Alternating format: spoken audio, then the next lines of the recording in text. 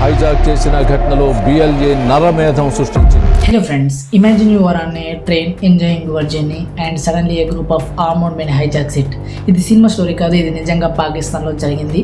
ఈ రైలు హైజాక్ ఘటన ఎలా జరిగింది, దీని వెనుక ఉన్న అసలు కారణం ఏంటి, లెట్స్ ఫైండ్ అవుట్. ఒక నార్మల్ డే లాగా ఇది అనిపించినా ఇది ఒక నైట్ మేర్గా మారింది. పాకిస్తాన్లోని ఒక ఎక్స్ప్రెస్ ట్రైన్ తన మార్గంలో వెళ్తుండగా ముసుగుదారులుగా కొంతమంది టెర్రరిస్ట్ రైల్లోకి ఎక్కారు. వాళ్ళు ఫుల్లీ ఆర్మర్డ్గా ఉన్నారు. అందరూ కంగారు పడిపోయారు.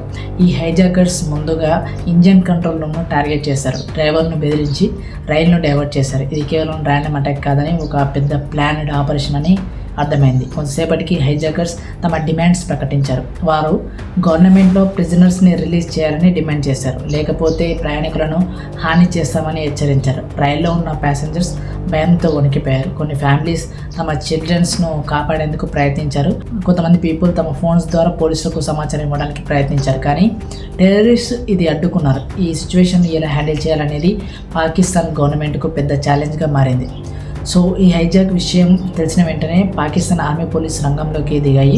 స్పెషల్ ఫోర్సెస్ను సిద్ధం చేశారు. అయితే ప్రయాణికులను హాని చేయకుండా హైజాకర్స్ను క్యాప్చర్ చేయడం చాలా కష్టం. సో అధికారులు నెగోషియేషన్స్ మొదలుపెట్టారు. టెర్రరిస్ట్కు సమయం ఇవ్వాలని భావించారు. సో అయితే ఈ హైజాకర్స్ చాలా అగ్రెసివ్గా వ్యవహరించారు. ఫైనలీ స్పెషల్ కమాండోస్ను రైల్లోకి పంపే ప్లాన్ చేశారు. ఇది రిస్కీ ఆపరేషన్ అని అందరూ అంగీకరించారు. కానీ there was no other option. అదే సమయంలో కమాండోస్ రైలును సరౌండ్ చేశారు. కొన్ని టీమ్స్తో రైల్లోకి సైలెంట్గా ఎంట్రీ ఇచ్చాయి, మరికొన్ని బ్యాకప్గా నిలిచాయి. ఒక దశలో టెర్రరిస్ట్ ఆర్మీని గమనించారు. అప్పుడే గన్ ఫైట్ ప్రారంభమైంది. కమాండో స్ట్రాటజికలీ రైల్లోకి చొచ్చుకుపోయి ఒకరికొన్ని టేక్ డౌన్ చేస్తూ ముందుకు వెళ్ళారు. కొన్ని గంటల ఇంటెన్స్ ఆపరేషన్ తర్వాత సో ప్యాసింజర్స్లో చాలామంది సేఫ్గా బయటపడ్డారు. ఈ ఘటన తర్వాత పాకిస్తాన్లో భయాందోళనలు మొదలయ్యాయి. ప్రజలు ట్రైన్ సెక్యూరిటీ గురించి క్వశ్చన్స్ చేయడం ప్రారంభించారు. గవర్నమెంట్ ఈ ఘటనపై ఇన్వెస్టిగేషన్ స్టార్ట్ చేసింది.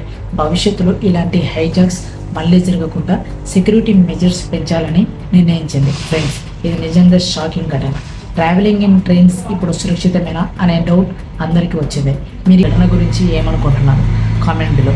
మా వీడియో మీకు నచ్చితే లైక్, షేర్ చేయండి. ఇంకా ఇంట్రెస్టింగ్ అప్డేట్స్ కోసం మా ఛానల్ని సబ్స్క్రైబ్ చేయండి.